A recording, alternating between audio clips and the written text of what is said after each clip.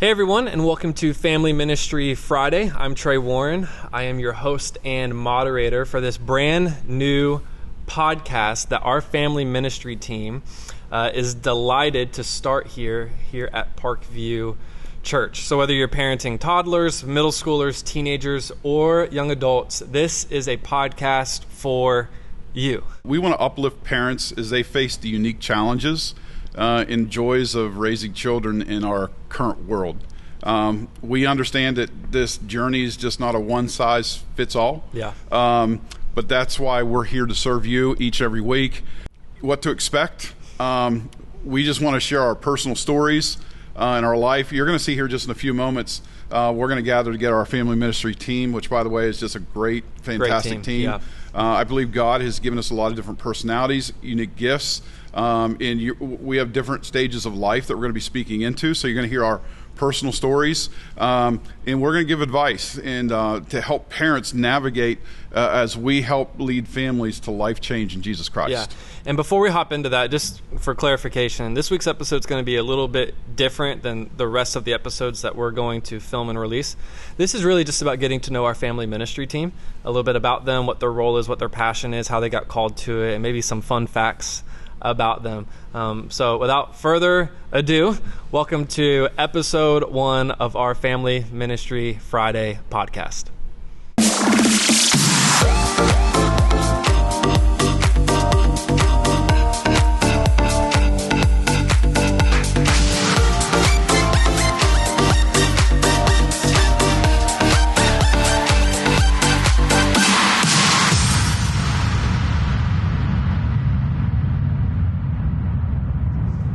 For this episode, we're thrilled to introduce you to the individuals who make up our dedicated family ministry crew. You want to wave? Say hello?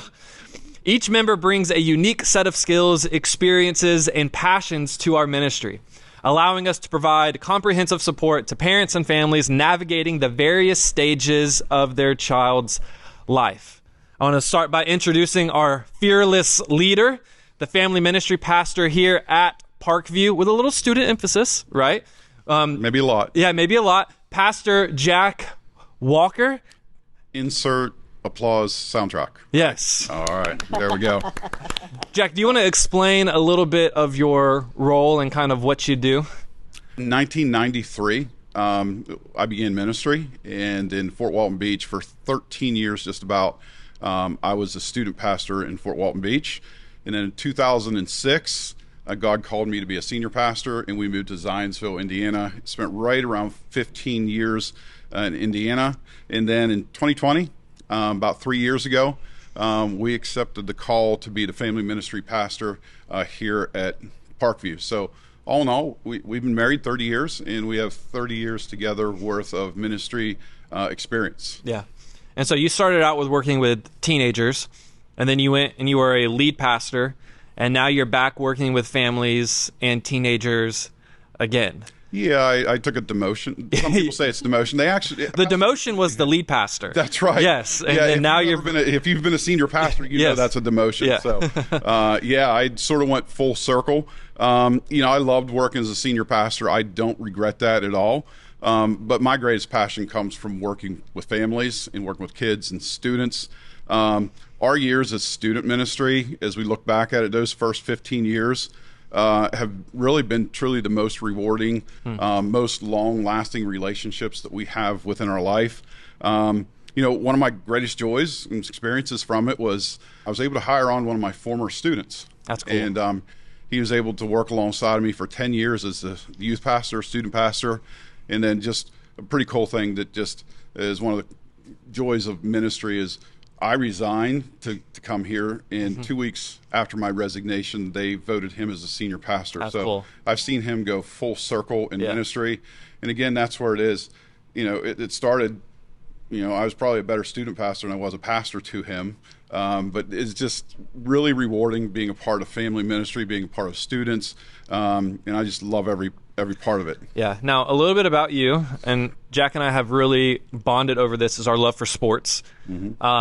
He is a Steelers fan, and I am a Jacksonville Jaguar fan, born rivals, but in Jesus we have become friends. That's right. That's right. So, but in our love for sports, I have found this out about you. You have played soccer in Europe before during high school. Is that correct? I have. That was my main sport. 6th grade, I started playing soccer before soccer was even What was your position? center forward. Okay. So you're the point guard of soccer. That's right. That was about 80 pounds ago, and I had some guys on my team that could put it on my head, and I was tall. I played that position. But between my junior and senior year, made a team. It's called Teams USA. There's multiple teams that went. We played in Denmark, Holland, and Sweden. And it's a little bit. Not everybody knows. I can't play soccer anymore. I can't chase after the ball. So, How old were you when you traveled Europe playing soccer? I think I was 17 that summer. Yeah. And your parents just sent you off, and they did. I mean, I was the youngest of 5, and by the time I came along, my parents just let me play with knives. Yeah. Just as an infant. So that's what a different world. You didn't have a cell phone, did you? I did not. No cell phone, and you're in Europe at 17 years old. I remember specifically, my wife and I were dating at the time. Well, we weren't. She wasn't my wife at the time. We were just dating. Mm-hmm. But I go to a certain place. She'd write me letters, so I'd receive them there. And I remember waiting for a certain date because my parents told me I could call. So it was way back in the day before all that technology. Very cool. Jack, tell us a little bit about your family. I've been asked a few times what's my favorite thing about Parkview, and there's no doubt I give them this answer all the time. It's been a great place, and I think my wife can go along with this. It's been a great place for my family personally.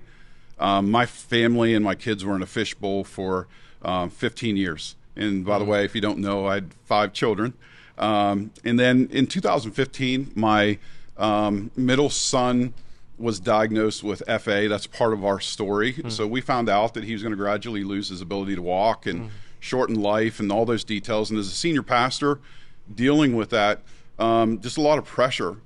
Justin and Jensen at the same time when we were in 2006, it was about 2015 and going on, they were dealing with some emotional issues also, and really came upon that. So a lot of things were happening in our family at the same time.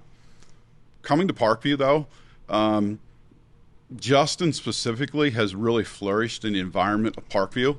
He found his wife, found his identity and who he is within Christ. One of our greatest joys was to see him, Warren, before you were here, him and Hannah were interns and helped run the kids department there. And then just this last week, I had really a privilege of listening to my son preach to the students for the first time.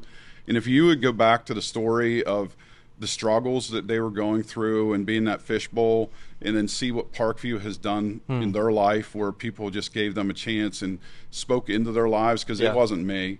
It was those that are here at Parkview that spoke into their lives. So, I'm so thankful for this ministry, and I'm so thankful how it is. I'm passionate about the families here in the church because they are passionate about my family. Yeah. And I appreciate that. That's awesome. That's awesome. Thank you, Jack, for sharing that.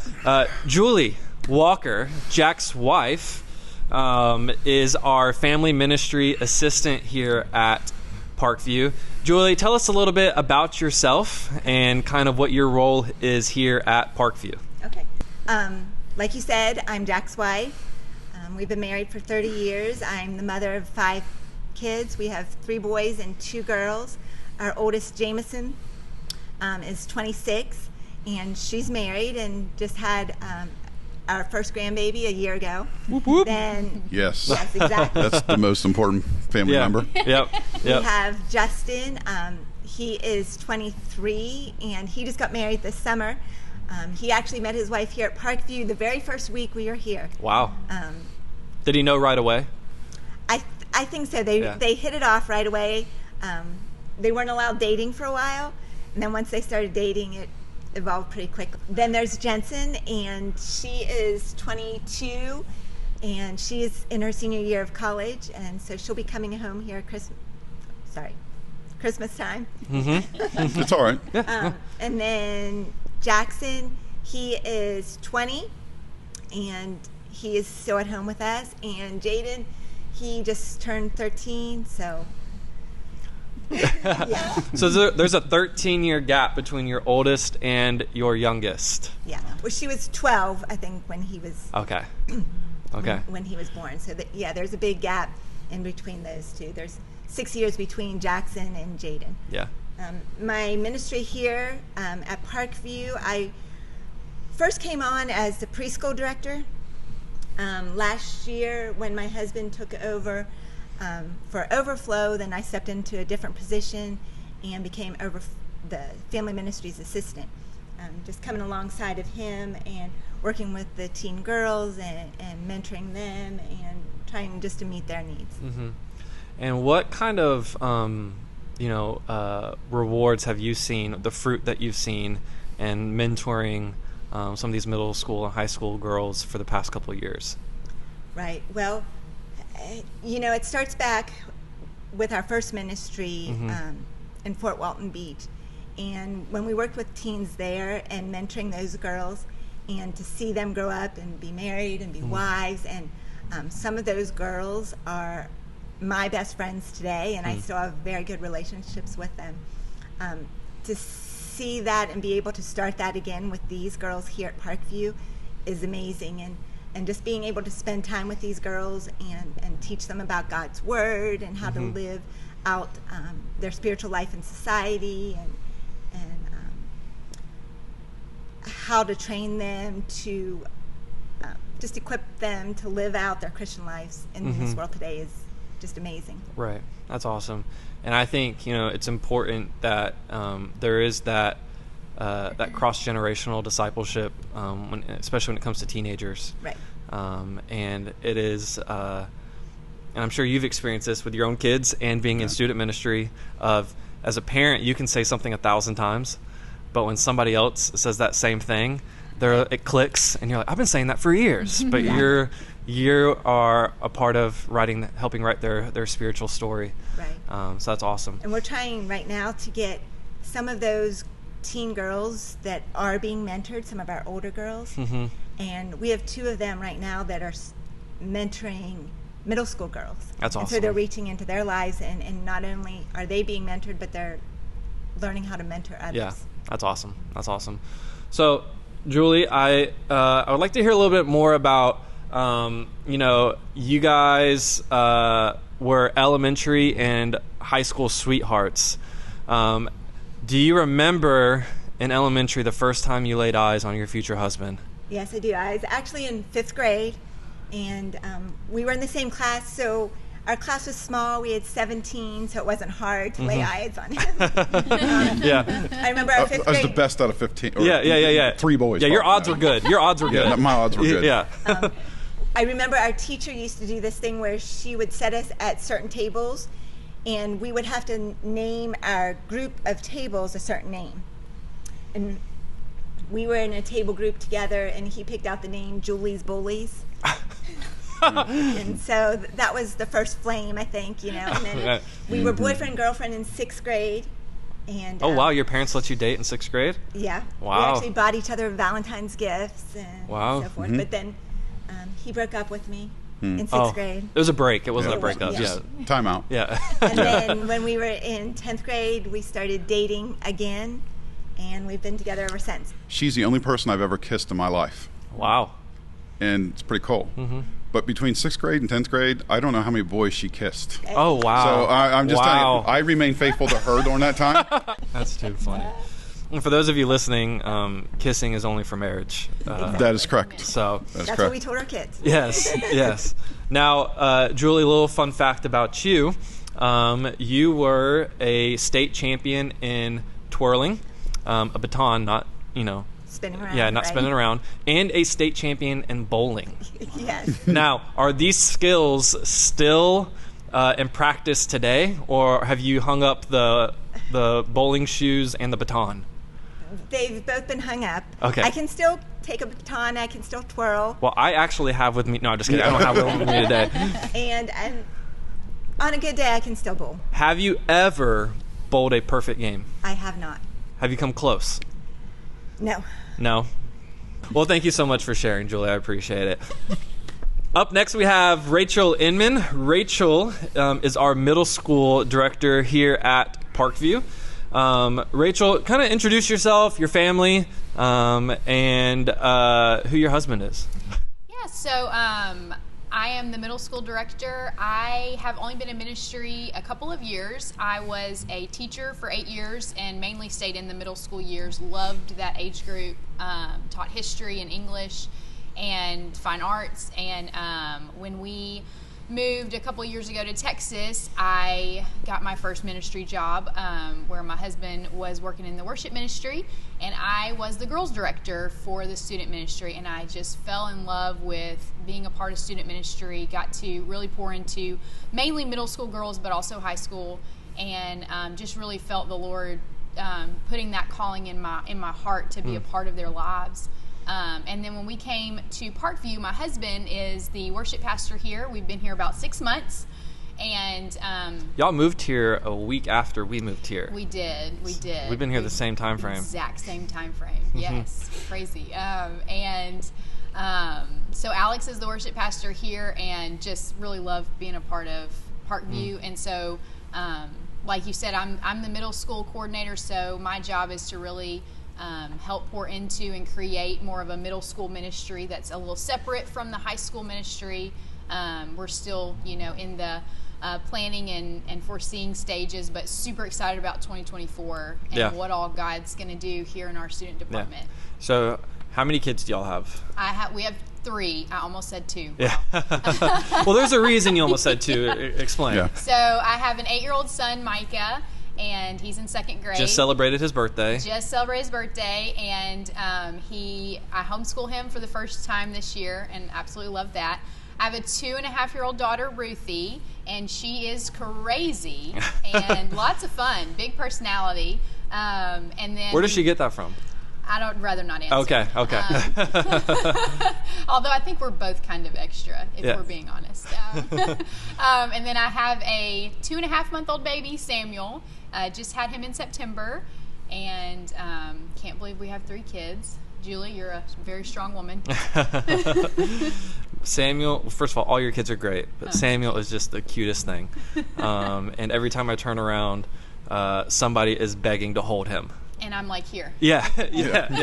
Takes a village, or in this case, it takes a church. Amen. So middle school is one of those ministries that people sometimes avoid just because middle schoolers have this kind of stereotype of they're the crazy ones. Yes. I remember I was in charge of middle school back when I was in college, and during one of the worship sets, I look over and this kid is just yelling at the ground. It's a 6th grade boy. So I walk over to him like, "What you doing, bud?" Like in the middle of worship. He goes, "I'm just telling Satan he's awful." I'm like, "You do you, man." And I just walked away. I was like, who am I to stop him from, condemning the devil? But kind of explain the unique challenges, but also just the unique opportunities when it comes to ministering to middle schoolers. So my heart for middle school really happened in teaching because I taught elementary, I taught preschool, I taught high school, but I landed in middle school because I feel like there are a lot of challenges, but I feel like they're still very moldable in middle school. They're still figuring out who they're going to be. Their character is being formed, even though they don't understand that. And in my own personal life, middle school is where my life went off the rails. And I didn't realize that until college, but that's where it began. And so that's why it's so important to me to really have people in our middle schoolers' lives that can walk alongside of them, that can encourage and challenge them in their faith, because they're now at an age, we're not in kids ministry anymore where you're getting constantly reminded to read your Bible. You're getting constantly walked alongside of, hey, let's do this together. No, you are a child of God on your own, and you need to make your relationship with the Lord personal. And we have an opportunity to help them, do that. And so I'm just I just feel like it's such an important age to be a part of, in their lives. And there is a lot of challenges, especially in this day and age. They're getting hit with the world so much earlier than you and I did. Yeah. And I don't feel like I'm even that old yet, but it's still so different than it was when I was a kid. And so there is a lot that, we just want to come alongside of them and not make them feel like they're figuring this out alone. Yeah, that's awesome. Now, you mentioned some things upcoming in 2024 for the middle school ministry. Now, we're not going to share all of them because we don't have everything quite figured out yet, but we have some ideas. So what can you share that our families can look forward to when it comes to middle school ministry? Yeah, so 2024 is going to be a big year for our student ministry, and we are so excited. And so just want to make a statement here that if you haven't gotten on board, this is a great time to get your kid involved. If they haven't, come, they're just unsure, this is the perfect time to get involved, because we are going to, in 2024, separate the middle and high school services and have 2 separate nights, 2 separate services. That way we can uniquely channel each one to the needs of each age group, because a 6th grader has different needs than a senior. And we want to have different conversations with a 6th grader than we want to have with a senior.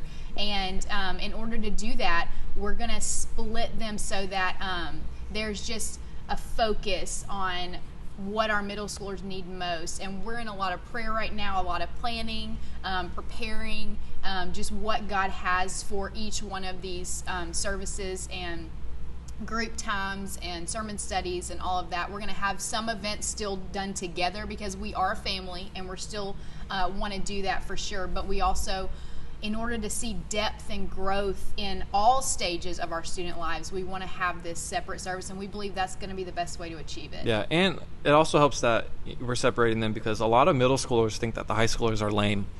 So it'll help that as well. Yeah. Some fun facts about Rachel.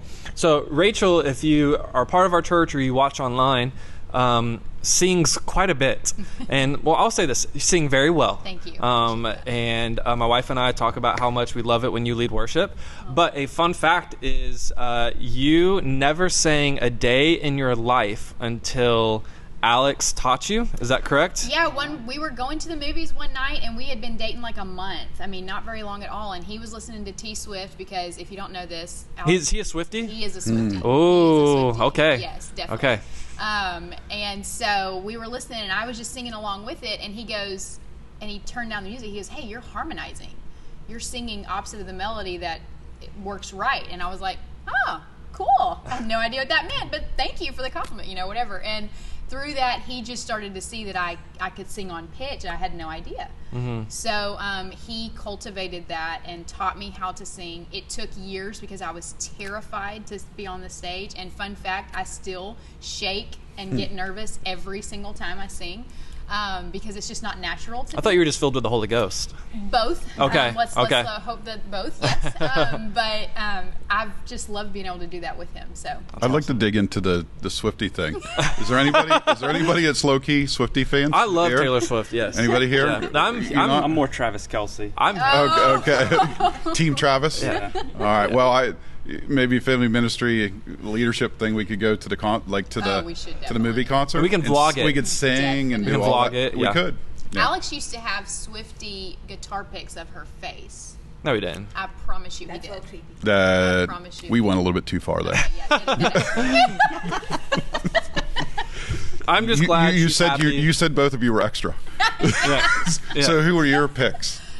I was a big tennis person, so I had a big poster of Rafael Nadal in my Okay. room. Okay.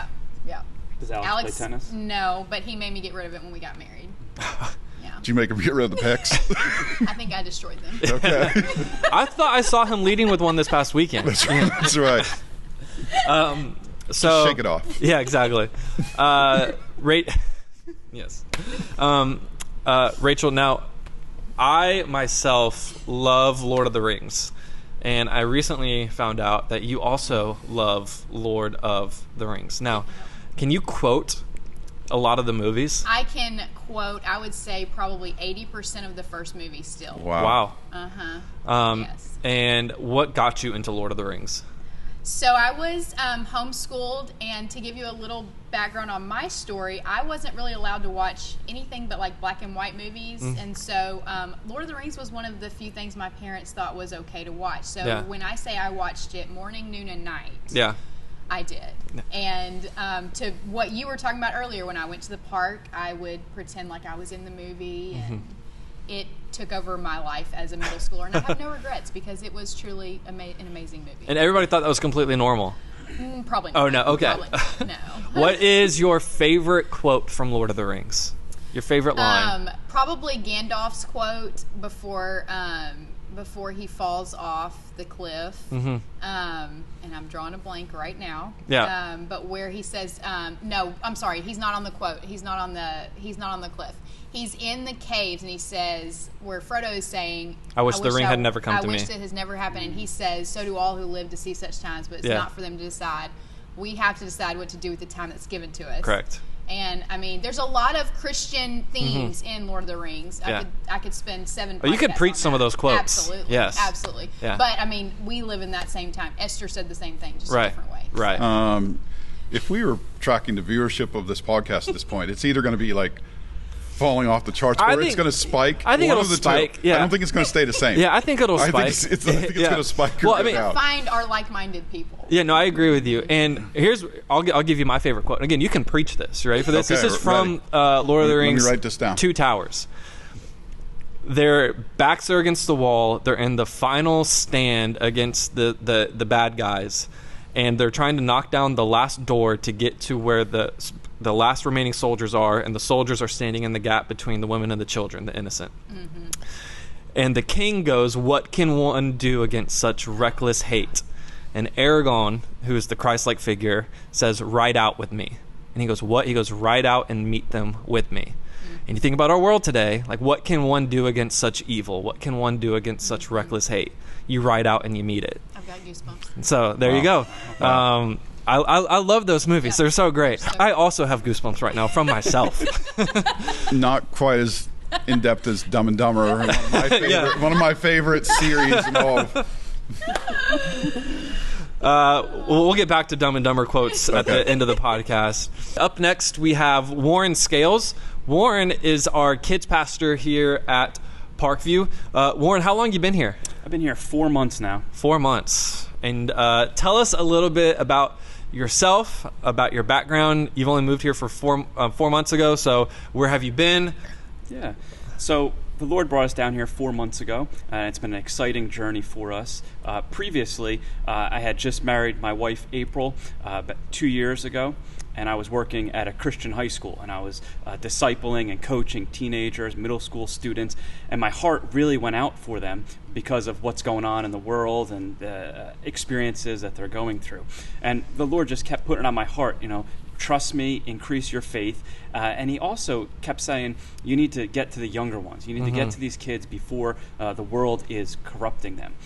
George Barna put out research with the Barna Research Group, and he said that children's worldviews are formed by the age that they're 13. And so that is astonishing facts to know that these kids really need the Word of God preached to them day in and day out. Yeah. And you guys were where before Palm Coast? So we relocated here from New Jersey. New Jersey. I was born and raised in the Garden State for 37 years of my life. Thankfully, all my family was raised in a Christian home. My siblings are still walking with the Lord and raising their kids in a church. Yeah. And what was your role at your last church?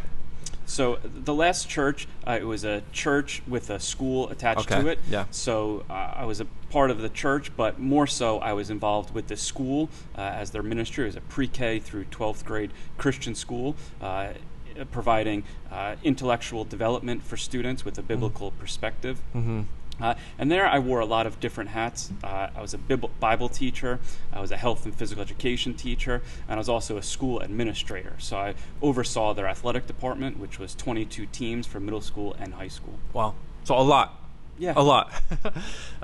When it comes to ministering to kids, there are a lot of different opinions about how to do so. And, like myself, I was raised on flannel graph Sunday school, which if you don't know what that is, it's just a felt board where they were just like put like little, felt Bible characters on there, and that's how I was taught Sunday school. And then, it's progressed, and now we have like a giant screen in our kids' space. And if you sit next to the one of the walls at the sanctuary, you can hear the music thumping during kids' church, which is awesome.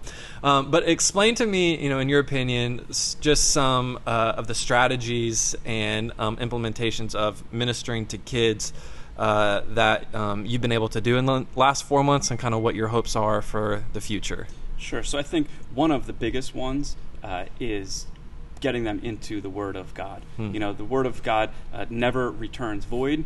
It's God's inspired Word to us. So when the kids can open their Bibles and be pointed to truth, it goes a long way. Yeah. Another part of that is redeeming the technology. Our world is infiltrated in every area with technology, and some of it is used for good, and some of it is not. Technology has great power to educate, but it also has great power to distract and lead astray.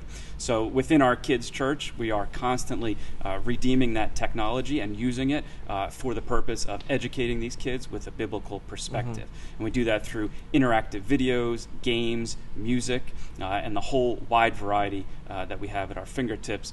Thankfully, my lovely assistant next to me, Carolyn, really does a great job with helping us implement that. Yeah, that's awesome. Now, while you were, part of the athletic department at your old school, you and I have actually played basketball together a little bit ago, and so you are an athlete. I'll give you that affirmation. But tell me a little bit about what is your number one thing you like to do as far as recreation? Yeah, so I grew up team sports all the way. I was a soccer player, then got into basketball and coaching basketball and soccer. But over my life, I've really enjoyed the sport of surfing. Is that a sport? It is a sport. Okay. It's in the Olympics now. There's is it really? Surf leagues. Okay. It's like cheerleading. Yeah, but exactly. sport. They're really coming around. Yeah. And interestingly enough, some of the best surfers in the world are the best athletes. Just You what think their so? bodies need to be able to do to endure that type of activity. Yeah, to make a rotating motion and then to stand up. Yeah, and then That's requires a lot of athleticism right there. An unformed body of water Yeah. with all that power behind it. I've seen a It's lot of pretty big guys body surf at the beach. I don't know if that requires the same amount of athleticism or not. I body surf. Yeah, so The wave just. You get a lot of water in your nose doing that. anyways, sorry, not to I can displace water in the ocean. So not to disregard what you're saying. So how many states have you been able to surf in since you started? Yeah, so I've been in 8 different states surfing, and a few different countries doing it as well. Wow. What's your favorite? My favorite was a couple of the trips I took to Nicaragua. Okay. I was part of a Christian surfers group, a couple pastors, a couple guys from my church, and so we were able to do some of these trips, travel together, sharpen each other in prayer and God's Word, but then also enjoy the beautiful creation of the ocean and the majesty that has behind it. So beautifully put. I have a terrifying fear of the ocean. It scares the mess out of me. And so while some people see the vast greatness of God's design, I see a never-ending body of water with creatures that could kill me and an undertow that could grab me and drown me. So that's what I see. Have you ever had a run-in with a shark? Yes, multiple occasions. I've seen some sharks. Actually, last weekend I was out at Flagler Pier surfing with a couple of the guys, and a shark popped up probably about 10 feet from us. It was probably 6 to 8 foot shark. It's hard to tell when you just see the fin coming at you. You pretty much just turn on your board, take the next wave in, and regroup on the beach. I'm pretty much thinking that he might be the most interesting person I've ever met in my life. Yeah, he's getting more and more. You're more and more interesting the more we understand more about you. Thanks, Chad. That's awesome. I love shark stories. Do you really? Yeah. They don't terrify you? They don't make you want to stay No, I away love stories. They terrify me. Okay. But I like the story. So I like the story of him being in the water and me hearing the story. I Yeah, used to be exactly. terrified of sharks. Growing up as a teenager, I was a surfer. Actually, who got me into surfing was my youth pastor, and he used that to kind of disciple the guys in the youth group, would take us surfing. We used to do beach and Bible. So we used to do a Bible study on the beach and then go surfing. But we also would do it in August, and that's when Shark Week is. So we were always watching the Shark Week videos, and we were out there, and our minds minds would just go wild with the different ideas of sharks coming to eat us whole. But little by little, I started researching more and more into sharks, and they're actually really neat creatures, and rarely do they actually want to eat a human. They're usually just biting humans for the purposes of finding out what you are and why you are in their territory. Just a friendly bite. Yeah, just a friendly No big bite. deal. Exactly. And so that's one of the things that makes me closer to the Lord when I'm out there surfing, is just trusting Him to protect me. So she's Lord of the Rings. Are you Sharknado? Do you like that movie? Dan's favorite movie is Sharknado. It is. His license plate is the shark one, the Florida shark one, and it says NATO in the next movie number whatever, because that was what was available. But I guess there's not going to be another movie. Awesome. I do try to avoid anything Hollywood that has sharks in it, because they usually paint them in a very scary So are you a way. shark advocate? I'm out there for the sharks. Man. Does anybody else have a fear of the ocean on the Yes, panel? I will not get in the ocean. No, Ever. unless I can see through it, which you Right. cannot Right. with our ocean. So Yeah. Rachel does not get in. Good for you. Way to be smart. Yeah, that's wisdom right there. Anybody else fear of the ocean? Carolyn? Yep, Okay. Yep. I had I would say near drowning, but it really wasn't that close. But my sister and I were out on our little plastic floats, inflatable floats, and my dad yells from the beach, time to come in, and we go to come in, and we can't reach, and neither of us could swim. And so we just were sure we were going to die out there. But he swam out to us and brought us back. I have a healthy respect for the ocean. Yeah. But Yeah, Yeah. I love it. I think it's the last frontier. So much is unexplored. Not space? In the ocean. I think the ocean, because that's more tangible for me. Yeah. Space is Yeah. kind of Do you think mermaids exist? no. No. I'm sorry. I'd like to dig into that. So I actually wrote a research paper in college about why mermaids do exist, and it was 10 pages long. I'll forward it to you. Well, thank you for sharing, Warren. Up next, we have Carolyn Knowlton, and Carolyn is in charge of our special needs ministry, and she also helps out Pastor Warren and really everybody here on the panel. She is all of our favorite person. That's right. And we appreciate her very much. Carolyn, introduce yourself, your family, and kind of your role in ministering to special needs children. I did figure out while we were talking that I'm the highest paid member here. Yeah, yes, you are. Because Yes, I'm you are. priceless. Amen. That's right. Amen. You're Amen. literally. Anyways, my name's Carolyn Knowlton. My husband, Dan, attends here at Parkview with me. He plays on the worship team, bass, and occasionally drums, just on a rotation basis. Do you have a drum kit at your house? Oh, yeah. We have two, actually. Oh, but do you really? yeah, we Oh, do. okay. Okay. And I don't even know how many basses. So, and then I have a son, Bobby, who is about to be 20 in this next month. We adopted him after 28 years of marriage, so that was a little life-changing experience. He's our only child, and we've been at Parkview for 5 years now. I was a teacher and retired, and we moved from San Diego to Parkview, to Palm Coast. Yeah. Palm Coast, and then found Parkview almost right away, Yeah. so it was good. Very cool.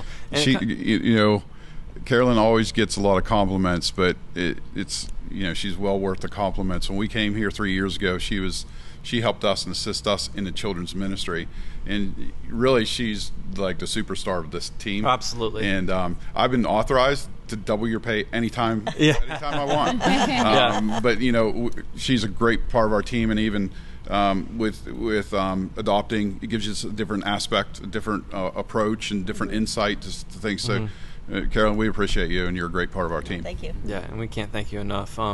Explain a little bit of your role and what you do here with the family ministry team. Well, primary thing that I've been doing for a number of years now, probably since, we've been at Parkview for 5 years, so probably for 4.5 years of it, is assisting with the kids' ministry, prepping the materials for both the weekend services, and then when we have Wednesday night service, then we have each class, each grade has its own class, so the materials that they need for that. And it involves quite a bit of prep. I have had a assistant, Pat Summerson, for a while, and she's been a great help, and we've just started doing a group of ladies, that help out with it too. So hopefully reduce some of the amount of time that I'm having to prep for it. But it involves a lot. So we've done flannel graph, though. I just have to tell you, one week we did have to create, I had to cut out pieces and whatever to make our little felt flannel graph. So it's still around on occasion. The little thing about flannel graph, when I was young, I felt like crossing the Red Sea was just like a dozen people. Yeah. Because that's what the flannel graph Right, exactly. Just like a dozen people. But then I found out later it was like over 1 million. So. Yeah. And then after I watched The Prince of Egypt, I thought they sang the whole way through. Oh, okay. Yes. And it only took 5 minutes. It only took 5 minutes. Yeah. So, anyways. Yeah. You were saying you're prepping and it takes a lot of time. And then, so then the recent need that we have is realizing how many students with special needs are attending Parkview, various ages now too, and just some of them just, whatever the diagnosis for them, but just different needs, and realizing that we needed to be able to accommodate them in some way. So we've been working on developing a team to work with those students. Our goal is to keep them in the classroom as much as possible so that they're hearing the Word of God. But if we need to remove them to actually have materials and things to do with them, that we can still help them. Yeah. It kind of explain to those of you, the listeners out there that don't know, kind of what that looks like when a family with a special need child comes. What does that look like throughout the service, from us kind of receiving them and then at the end of the service giving them back to the parent? Right. Well, our first thing is we hope that they let us know right away that they have special needs, and so that then we know kind of just, not necessarily that there's going to be a problem, but just to be aware. And so I'm working with the different classroom teachers on how they can accommodate them in the classroom and to be able to meet their needs with their helpers that they have in there. So once we know, then we just are able to communicate that information, and it varies really. We have a range of students. So, but just. Definitely, we want them on Saturday nights because that's when we're providing for the people that we have to support them. And but they check them in like all the other kids, and they go into their classrooms, and they have their identifying tags and stuff. And of course, if there's ever a problem, we can always alert any parent. Of any child, even even if it's a baby crying, that we can get a hold of the parents if we need them to. But. That's awesome. Trey, I think one thing we're trying to accomplish, and we want for the parents to feel, we want them to feel comfortable when they drop them off with us, and we want them to be able to enjoy the entire worship service. There's very few times where they're able to just come, sit, and enjoy. And obviously, we would always contact them if it needs to be. But we're trying to equip our staff with education and equip them enough that we can keep them occupied for that entire hour, so that parents can just come, sit, and take that special time and worship as a mom and dad, as a family. And that's really our hearts with the special needs program. I think that's where we really saw the need. I was attending on Saturday nights regularly. That's our usual time. And noticed that a parent got an alert on the on the screen that they needed to go to their child, and the next week same child, so the parent had to get up and leave, and neither time did the parent come back. And then the third week it happened, they were across the auditorium from me, but the number came up on the board, and so I looked to see who got up, and it was the same parent. And I went, they cannot be missing church every time. We need to make accommodations so those kids can be able to be kept in the classroom or have a different place to go. Yeah, that's awesome. Carolyn, fun fact about you that people may not know is that you were Teacher of the Year in California. Well, I was California League of Middle Schools Teacher of the Year, which is a little different. I actually was our District Teacher of the Year and went to our county thing, which in San Diego is a really big production. It's formal. We wore formal clothes and everything for it. But then I was nominated for the California League of Middle Schools Educator of the Year, and I won that 25 years ago maybe. But it was a pretty big deal. I actually had no idea that I would even be considered to be a winner, so it was kind of What did amazing. You win? So I won $100. Whoop, whoop. Yes. That was 25 years ago, though. So Did you invest it? it? A really nice trophy. Huh? Did you invest it? Well, maybe. Probably in school supplies. Probably. And I have a trophy, and of course, just the fact that I won. But yeah, it was pretty cool. That's So, awesome. And then you were like Julie, you were a cheerleader. I at one was, point. and Jack, just so you know, like when I was a cheerleader, but then after I completed that in New York, to be a cheerleader coach, you were actually a coach, and I actually had to take coaching classes. Okay. Okay, I was the only cheerleader coach at that class when I took it, but the others were all football and basketball coaches. Okay. The same training, but it was just all the same training. That's Yeah, what we Jack. had to do. Yeah. Oh, So well. So yes, I was a cheerleader at college for 3 years. Which college? Houghton College in New York State, and was a Wesleyan, still is a Wesleyan liberal arts college. It's now a university. They just received their university status. But yeah, I was married my senior year, so I couldn't be a cheerleader then because I was, against policies. But, Very cool. And did you hang up the cheerleading sport? well, I didn't quite right away because, like I said, I was able to coach the high school cheerleaders. I taught at a central school, so K through 12 in one building. It was actually one of the larger central schools, but so we had like 5 classes of each grade. So I coached the varsity and JV cheerleaders Awesome. for like 6 years. Maybe the ending credits of this first episode would be you and Julie doing a little cheer off. I was also a cheerleader. Oh, Were you really? There we go. There's the 3. Oh, yeah. Warren was also a. I was kidding. Trey, I told you not to share. Yeah, my bad. My bad.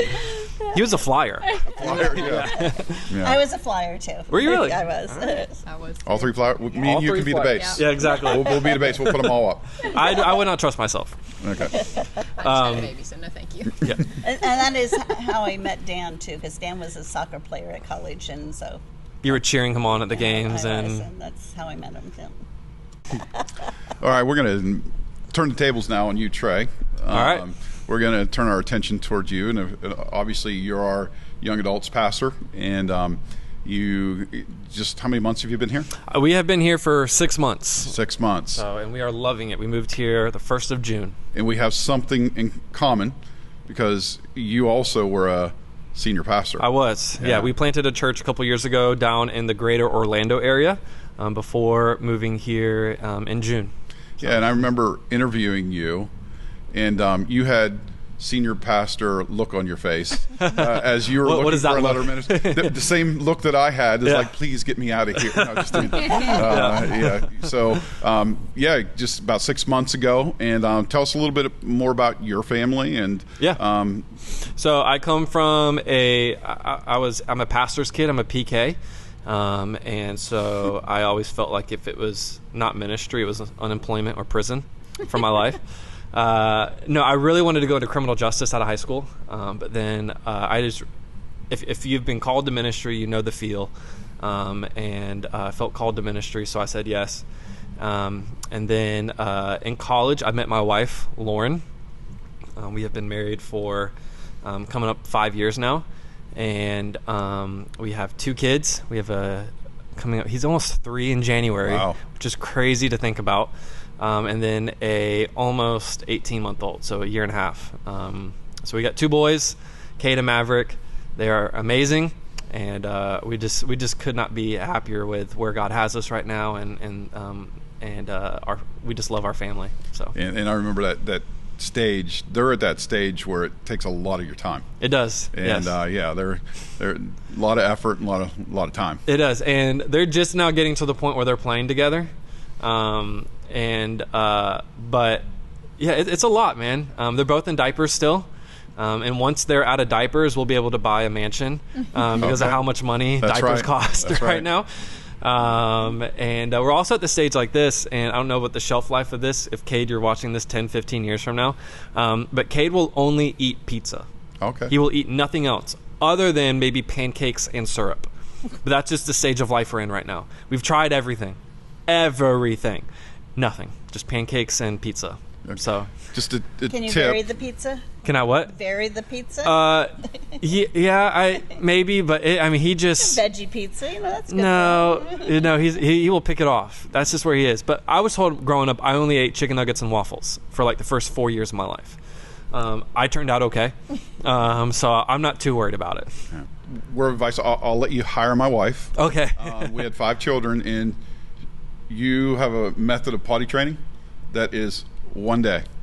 Wow. And she trained. She trained all of our kids in 1 day potty training. So for $500-$600, she can train your children in 1 day. But it's strange. I think you're the only person I know that has done that. Do we know anybody else? The ladies that taught it to me. The ladies that taught it to you? Yeah. But it actually works. And I just can't believe that it's not like some worldwide phenomenon that, you can train your... So we've tried. We've actually made our firstborn Cade sit on the toilet for like an hour and a half. There is a gnat that has been flying around this whole podcast, and I will catch it. But we've actually tried having him sit on the potty, the kid's potty, for like 2 hours. And like he's just watching TV for 2 hours. Almost had it. He will not use the bathroom. The second we're like, all right, bud, like, let's go eat, he stands up, goes to the corner, and pees. Like, that's where we are. Well, I'm pretty sure the method is not sitting him on the toilet for 2 hours and just leaving there, like seat belting him to the toilet. Well, he did it. As long he was content just watching TV, just sit on the toilet. Yeah. And then he just stands up and goes in the corner and pees. Yeah. It's so frustrating. Yeah. Anyways, that's not what we're talking about. No. Well, let's make a transition. Let's talk about young adults and their transition in life. And again, we partner with the students and then transitioning them into young adults. Yeah. So many decisions are made from that last year of high school into young adults. Right. Probably more decisions will affect more things the rest of their life in those few years. Talk a little bit about that and your heart's desire for that group. So I was a student pastor before I was a lead pastor, and here's what, and luckily we don't have this problem here, but there's a lot of times where a lot of youth groups act in their own lane, and they do church their own way, and then the main church operates in this way. And so you essentially, maybe by accident, create 2 different churches. And when they graduate, they don't feel like they belong to the other church. And so they eventually either leave the faith or they go and find a different church. What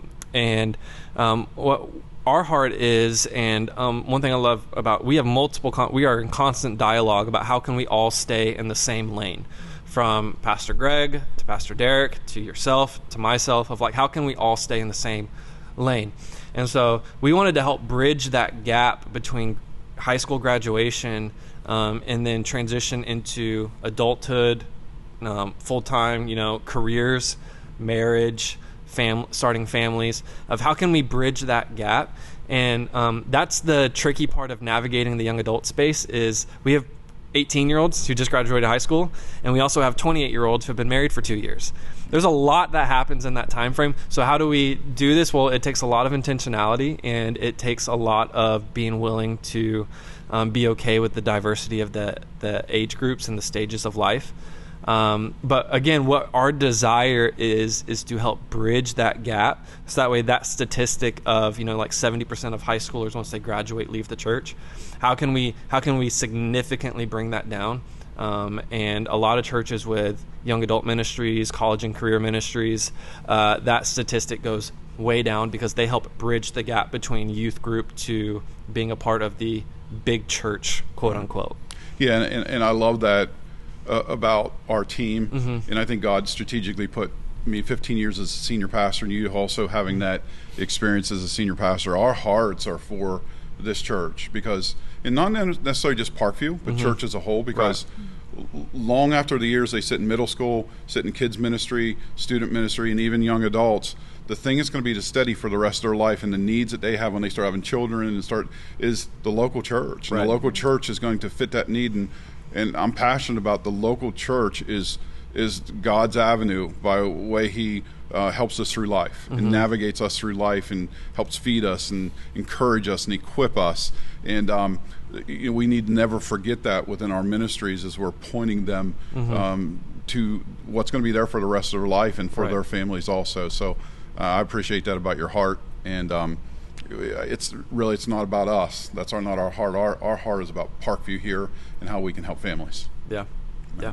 We also have an interesting fact about you also, right? Yes. A little bit of showmanship in Yeah, you? well, that's a very kind way of saying it.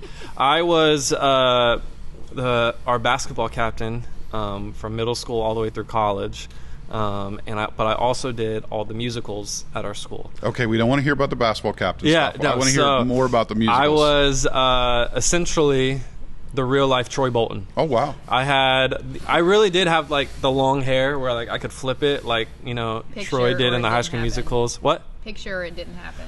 There's pictures online. Yeah, you don't have to search far. Oh, really? Yeah, you don't Good. have to go very far. But and I'm not ashamed of it. I'm proud of it. It happened in my life. Who cares? But when Lauren and I first started dating, my brothers were the very first ones to go into the DVD booklet in my parents' living room and pull out the musicals that I was in. And that was like one of the first things they played for her. And the fact that she's still with me shows how much she loves me and was willing to ignore to be with me. So, Or she thought you were talented. yeah, or I was that good though. Yeah. No. Or she just loved Troy Bolton so much that she just got a second-rate version of him. Yeah, I'm the Wish version of That's Troy right. Bolton. Love that brand. We growing up, we talk about like who's your celebrity crush or whatever, and that's like a trivial conversation. But like, I always had like, just because I was in 5th grade when the first High School Musical came out, I thought, Gabriella in the movie she was like my childhood crush, and Lauren had a crush on Troy Bolton.